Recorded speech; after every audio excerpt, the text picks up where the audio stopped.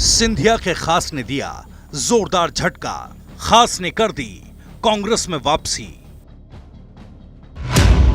कमलनाथ का दावा, बीजेपी में अकेले रह जाएंगे महाराज ज्योतिरादित्य सिंधिया।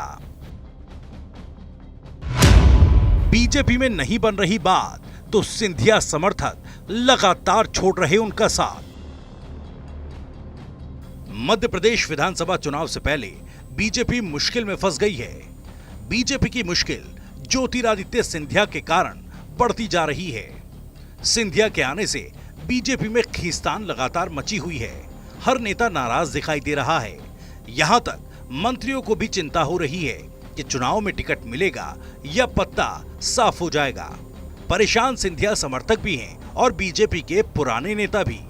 सिंधिया के कारण बीजेपी के कई दिग्गज नेता बीजेपी छोड़कर कांग्रेस का दामन थाम चुके हैं।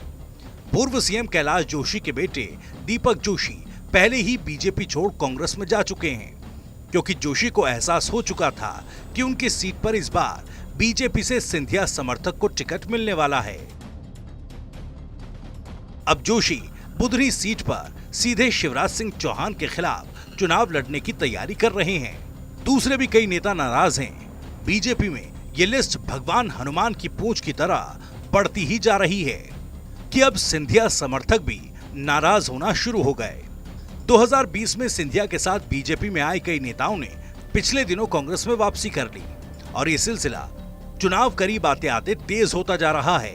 दावा तो यहाँ तक किया जा रहा है कि सिंधिया के साथ बीजेपी में गए कई विधायक भी अब दल बदल की कोशिश में जुटे हैं, कमलनाथ के संपर्क में हैं और जल्द ही उनकी घर वापसी का ऐलान हो सकता है। फिलहाल तो सिंधिया के साथ गए दिग्गज नेताओं की वापसी का अभियान तेज हो चुका है। सिंधिया के करीबी रायसेन के दिग्गज नेता गगन दीक्षित और पूर्व विधायक निशंक जैन ने बीजेपी छोड़कर कांग्रेस का दामन थाम लिया। निशंक जैन को तो प्रदेश कांग्रेस के अध्यक्ष कमलनाथ ने कांग्रेस की सदस्यता दिलाई। साथ ही सांची जनपद अध्यक्ष अर्चना पोर्ते और 6 जनपद सदस्यों समेत ग्वालियर चंबल के कार्यकर्ताओं ने भी कांग्रेस की सदस्यता ग्रहण की। ये सभी कांग्रेस के पूर्व विधायक निशंक जैन के साथ कमलनाथ के निवास पर पहुंचे, जहां पीसीसी चीफ कमलनाथ ने कांग्रेस की सदस्यता दिलाई। दरअसल ये नेता जब तक कांग्रेस में थे सिंधिया के कट्टर समर्थक बने रहे। सिंधिया का कांग्रेस की राजनीति में जबरदस्त दबदबा भी था। अगर सीएम पद को छोड़ दिया जाए तो हर पद सिंधिया को मिला। दावा तो यहाँ तक किया जाता है कि राहुल गांधी ने सिंधिया की बगावत से करीब 3 महीने पहले उन्हें प्रदेश कांग्रेस का अध्यक्ष पद संभालने को भी कहा था, लेकिन सिंधिया इसके लिए तैयार नहीं हुए, क्योंकि सीएम नहीं बनाए जाने के चलते वो पहले ही पार्टी छोड़ने का मन बना चुके थे। बीजेपी नेताओं के वो संपर्क में थे और सिंधिया के उस दौर के बयान भी उस ओर संकेत कर रहे थे। लेकिन सिंधिया की परवरिश कांग्रेस विचारधारा में ही हुई थी। उनके पिता माधवराव सिंधिया लंबे समय तक कांग्रेस में रहे। ज्योतिरादित्य सिंधिया भी कांग्रेस में रहे, जिस कारण से कांग्रेस ने सिंधिया के कुछ बयानों को नजरअंदाज किया और धोखा खा गई।